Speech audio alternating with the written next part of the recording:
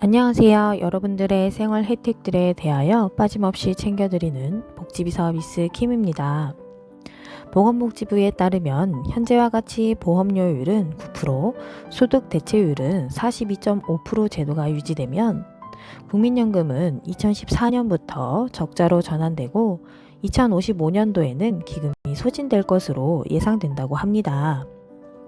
즉 1990년생들이 은퇴할 시기가 되면 연금을 받지 못한다는 이야기인데요.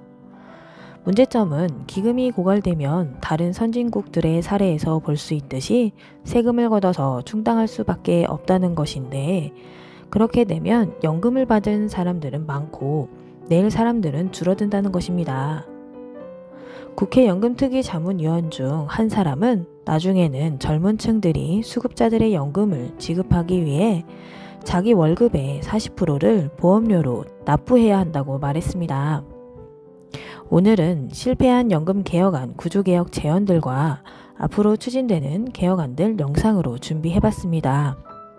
오늘도 시작 전에 구독과 좋아요 꼭 누르고 시작하도록 할게요. 연금특위 활동 덕분에 많은 국민이 국민연금 기금의 고갈을 우려하기 시작했으며, 미래 세대를 위한 지속 가능한 연금 제도를 만들어야 한다는 데에도 공감대가 형성됐습니다. 막판엔 모수 개혁안에 집중하기는 했어도 구조개혁 논의 역시 나름 착실히 했는데요. 민간자문위원회가 지난해 11월 발간한 최종 보고서에는 국민연금과 기초연금과의 기능 재정립, 정부 재정의 역할, 직역연금과의 형평성 제고 등 구조개혁 방안에 대한 다양한 제언들이 들어 있었습니다.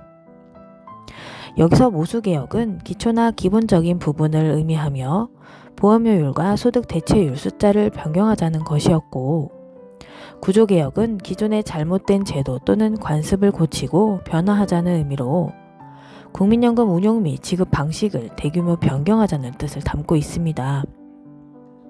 국민연금의 기본 구조는 국민연금 가입자, 주로 직장인, 자영업자들에게서 돈을 걷어 국민연금 수령자, 즉 은퇴한 기존 국민연금 가입자들에게 연금을 지급합니다. 쉽게 풀어보자면 젊은 세대에게 돈을 걷어 은퇴 세대에게 돈을 주는 방식인데요. 문제는 노인 인구의 비중이 높아지고 저출산으로 인해 젊은 세대의 비중이 낮아지고 있다는 것입니다. 대략적인 신생아 통계를 보면 1970년엔 1년에 100만 명씩 아이가 태어나다가 2002년엔 1년에 50만 명이 태어났고 2022년엔 1년에 25만 명이 태어났습니다. 여기에 더해 의료기술의 발달로 수명이 길어지고 있기에 노인들의 비중은 계속해서 더 늘어날 것으로 보여지는데요.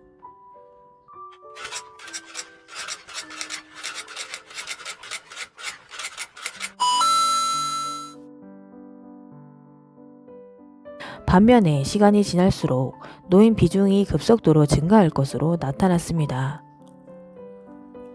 이를 해서 국민연금을 납부해야 할 젊은이들은 비중이 줄어들고 은퇴해서 국민연금을 받아야 할 노인들의 비중이 점점 늘어나는 상황인데요. 즉 돈을 낼 사람은 줄어들고 돈을 받을 사람은 늘어난다는 것인데, 쌓아두었던 국민연금은 언젠가 모두 소진될 수밖에 없는 구조입니다. 국민연금에 이런 구조적인 문제가 있음에도 기초연금과의 상관관계에서는 또 하나 함정이 있는데요. 바로 국민연금과 기초연금을 연계 감액하는 것입니다. 기초연금은 정부에서 세금으로 지급하는 무상복지이고, 국민연금은 본인이 연금보험료를 직접 납부한 것인데요. 그러나 2024년 기준 국민연금 50만 2,210원을 초과해서 받으면 기초연금 50%가 감액됩니다. 뿐만 아니라 정부에서는 국민연금 추납, 가입 등을 적극 권장하고 홍보해왔는데요. 여기서 국민연금을 추납한 납부자들은 기초연금이 더더욱 감액될 수밖에 없습니다. 또한 저소득층, 특히 기초수급자의 경우에는 정작 기초연금을 신청하게 되면 기초수급액이 감액되거나 자격 박탈이 될까봐 신청조차도 하지 못하고 있는 현실인데요. 이런 부당한 현실 속에 하루빨리 제대로 된 연금 개혁이 이뤄지길 바랍니다. 이상 복지비서 미스 김이었습니다. 감사합니다.